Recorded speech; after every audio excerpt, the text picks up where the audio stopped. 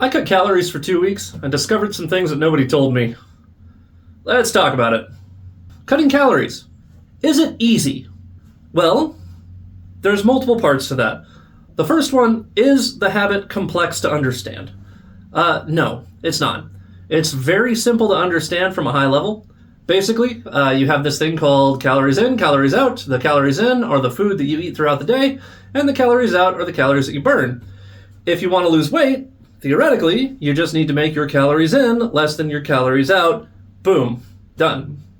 So there's some accepted ways to do this, and the way that I used was to use something called TDEE, or your total daily energy expenditure. You calculate that. That's basically how much you burn if you're just sitting around doing nothing, plus your activity level. And then you take that and you subtract some calories from it, and that gives you a deficit. And if that sounds complex, it's really not. A lot of the work has been done for you. There's tons of calculators online. You can just go punch in a couple of variables, and it will do all the work for you. If you have something like a fitness watch, like this guy, then it will do the work for you as well. Whenever I started using it, I gave it, I think, my weight and my activity level, then how much I wanted to lose and win, and it calculated everything and just kind of spit out a calorie budget for me. The tricky part is in the day-to-day. Your calories that you eat needs to be under your calorie budget, and so you need to log everything that you're eating, or at least have a really good idea of how many calories you're putting in your body. Whenever I started, the way that I did this, the way that I chose to do this was to use a spreadsheet. That is not a good way to do things. Around the second week, I decided that I was going to use something to help me out. And I already wear a Garmin watch, so I subscribed to their Garmin Plus features.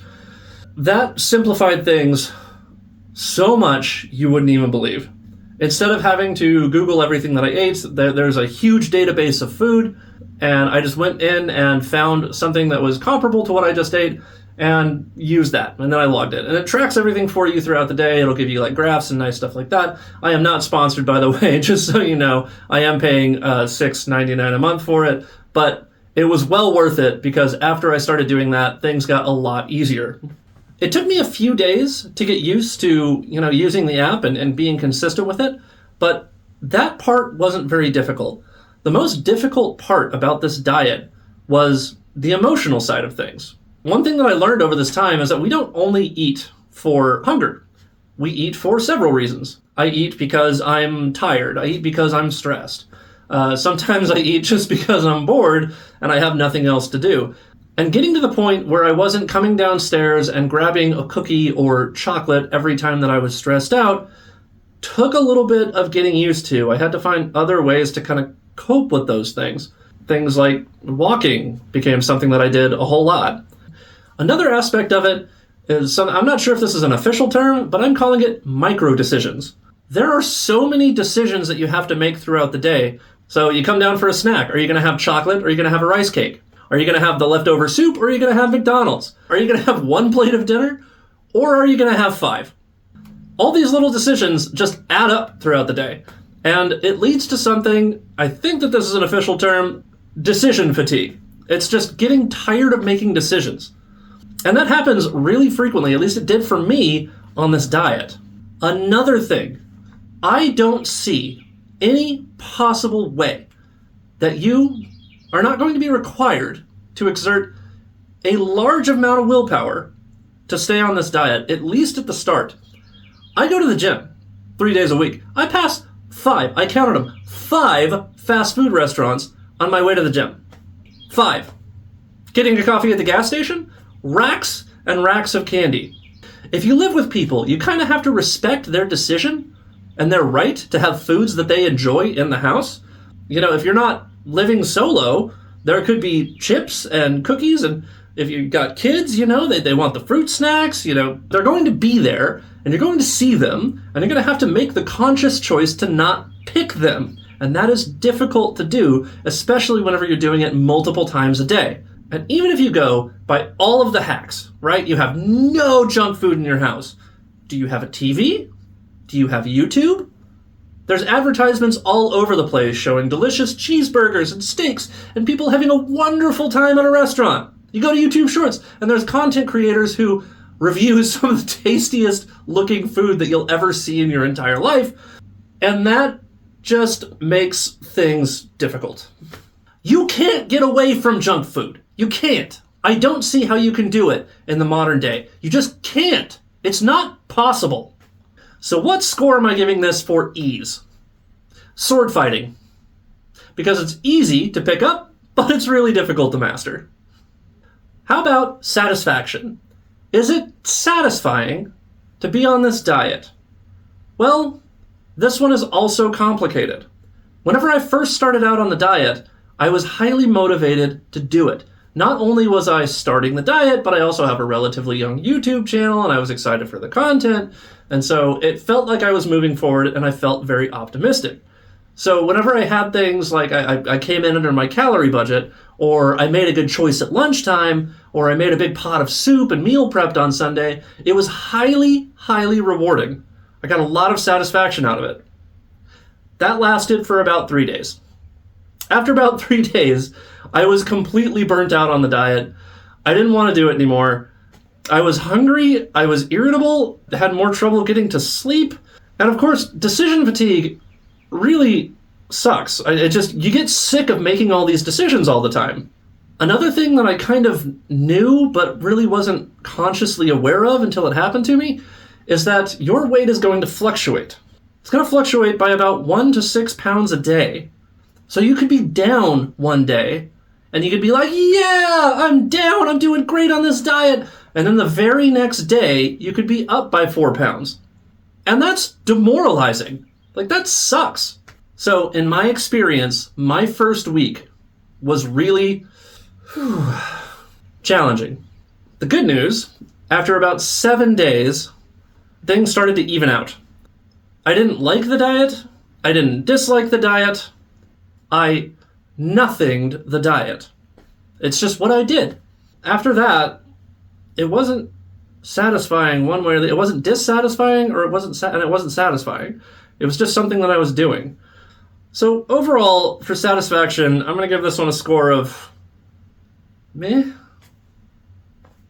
Okay, so moving on to forgiveness. How easy is it to come back from a mistake?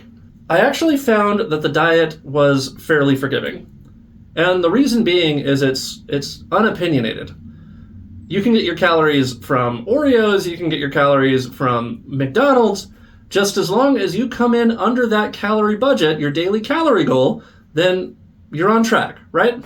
You come downstairs and it's late at night, you're hungry, and you got a sweet tooth. You come downstairs, you have some cookies, right? Well, you're not down and out. Those are a certain amount of calories. You just need to find somewhere to make that up, right? And there's several ways that you can do that. You can skip a snack. You can replace something in one of your meals. So maybe you're going to have mashed potatoes for dinner. Well, instead you do maybe asparagus, because asparagus is high volume, low calorie, and you can make up those calories fairly easily. Now, this is kind of a double-edged sword, because it is easy to, say, well, I'll just go eat a triple cheeseburger from Wendy's, which is like 1,300 calories or something. I'm not sure how much it is. And then you don't have any calories left for the day, and then you're starving all day, and then you mess up and go over your calorie budget because you don't want to die of hunger. There is that, but overall, it's fairly easy to come back from little mistakes in this diet.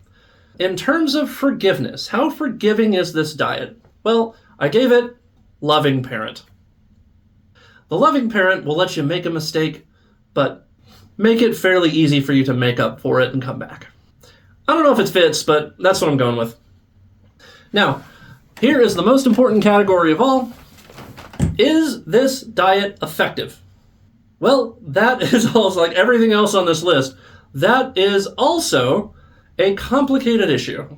For what it's designed to do, I'm going to say that this is probably effective. And the reason why I say probably is I don't have enough data. 2 weeks is not long enough to get a good read on whether or not this diet is going to work. So the reason being is that weight loss is incredibly slow. If you do it in a healthful, sustainable way, you should expect to lose, on average, about 1 to 2 pounds a week. If you have, say, a calorie deficit of 500 calories, well, after a week, that's 3,500 calories. That's 1 pound. After 2 weeks, that means that you can expect to lose 2 pounds. But as I said before, your weight fluctuates. So how do you tell if you're actually losing weight? Well, over time, you want to see a trend. So your graph may go like this, but it should be going that way. And that tells you that on average, you're losing weight. 2 weeks is not enough for that. But I am getting some strong signals that it's working. I am consistently weighing in at about 2 pounds less than I was before I started the diet. That's promising. One of my weigh-ins was the lightest I have been in about a year, maybe a year and a half. All of that to say, it's probably effective. So my score I'm going to give it is probably, most definitely, maybe. Is it effective? Probably, most definitely a maybe.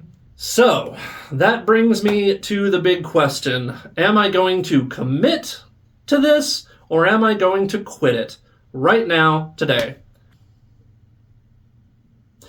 I'm going to commit. I'm going to do it for another month, and I'm going to see where it takes me. For the next month, I am going to eat under my calorie goal and see if I continue to lose weight. If everything goes as planned, after a month, I should be about 4 pounds lighter. And of course, at the end, I will create an update video and give you my raw, unfiltered experience. But for now, thank you all so much for joining me, and I'll see you next time.